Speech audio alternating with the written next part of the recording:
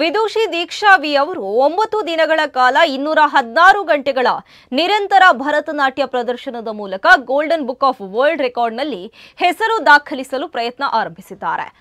216 ಗಂಟೆಗಳ ಕಾಲ 9 ದಿನಗಳ ನಿರಂತರವಾಗಿ ನಡೆಯುವ ಈ ನೃತ್ಯ ಮ್ಯಾರಥಾನ್ ಅಜರಕಾಡಿನ ಡಾಕ್ಟರ್ ಜಿ ಶಂಕರ್ ಮಹಿಳಾ ಮಹಾವಿದ್ಯಾಲಯದ ಸ್ನಾತಕೋತ್ತರ ಸಭಾಭವನದಲ್ಲಿ ಆರಂಭಗೊಂಡಿದ್ದು ಆಗಸ್ಟ್ 30ರಂದು ಸಂಪನ್ನಗೊಳ್ಳಲಿದೆ. ಕಾರ್ಯಕ್ರಮವನ್ನು ಮಾಜಿ ಶಾಸಕ ರಘುಪತಿ ಭಟ್ ಹಾಗೂ ಗಣ್ಯ ಅತಿಥಿಗಳು ದೀಪ ಪ್ರಜ್ವಲನೆಯ ಮೂಲಕ ಉದ್ಘಾಟಿಸಿದ್ದಾರೆ. ಈ ವೇಳೆ ಗುರು ಶ್ರೀಧರ್ ಬನ್ನಾಚೆ ಮಾತನಾಡಿ, ನನ್ನ ವಿದ್ಯಾರ್ಥಿನಿ Deeksha golden book of world record ಸೃಷ್ಟಿಸಲು ಯತ್ನಿಸಿದ್ದು ಅವರು ಎಲ್ಲರ ಆಶೀರ್ವಾದಕ್ಕೆ ಅರ್ಹರು. ಅವರು ಮೊದಲು ನನ್ನ ಬಳಿಗೆ ಬಂದಾಗ ನಾನು ಮೊದಲು ವಿದ್ವತ್ ಪರೀಕ್ಷೆ ಪೂರೈಸಿ ಸಿದ್ಧತೆ ಮಾಡಲು ಸಲಹೆ ನೀಡಿದೆ. ಇಂತಹ ಸಮರ್ಪಿತ ವಿದ್ಯಾರ್ಥಿನಿಯನ್ನ ಹೊಂದಿರುವುದು ನಮ್ಮ ಬೋಧನೆಗಳ ನಿಜವಾದ ಫಲ ಎಂದು ಹೇಳಿದರು. ಇನ್ನು ಈ ಸಂದರ್ಭದಲ್ಲಿ ಮೊದಲು 24 ಗಂಟೆಗಳ ಕಾಲ ನಿರಂತರವಾಗಿ ಹಾಡುವ ಮೂಲಕ golden book of world record ನಿರ್ಮಿಸಿದ ಯಶವಂತ್ ಎಂಜಿ ಉಪಸ್ಥಿತರಿದ್ದರು.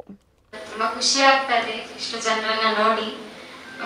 ಎಲ್ಲರದ್ದು ಸಪೋರ್ಟ್, ಬ್ಲೆಸ್ಸಿಂಗ್ಸ್ ಎಲ್ಲ ನನ್ನ ಮೇಲೆ ಇರಲಿ ಅಂತ ಆಶಿಸ್ತೇನೆ.